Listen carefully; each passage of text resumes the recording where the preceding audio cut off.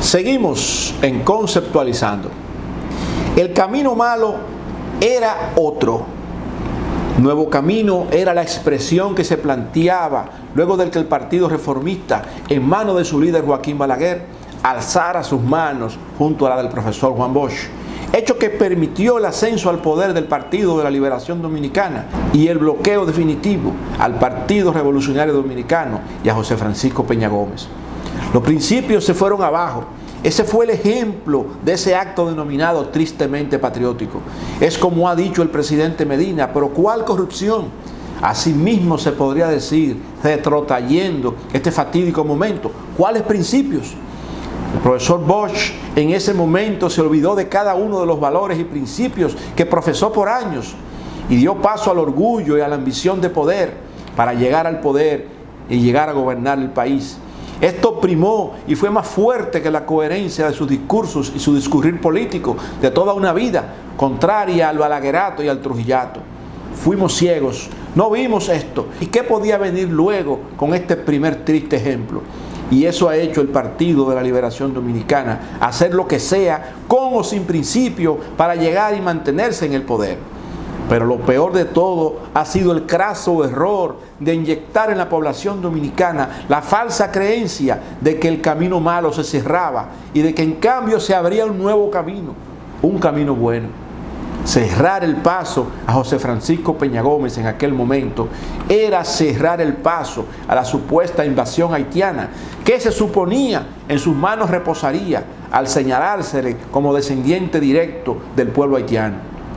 Sin embargo, lo vivido con el Partido de la Liberación Dominicana ha sido en primer lugar sustituir sus siglas por Partido de la Liquidación Nacional, en minúsculas, obviamente, y hacer más evidente y más palpable la falta de ética, la corrupción, el crecimiento sostenido del lavado, microtráfico y el blindaje económico que descansa en las mafias criminales desde el Estado.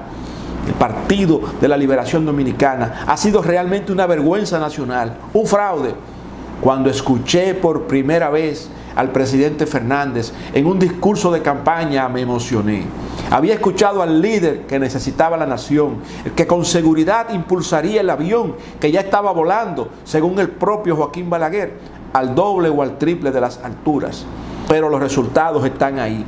Su primer gobierno fue tan malo que en su primer intento reeleccionista fue sustituido con una pela de falda alzada por Hipólito Mejía, quien en su gobierno hundió mucho más la economía nacional, dando paso nuevamente al retorno de Leonel Fernández.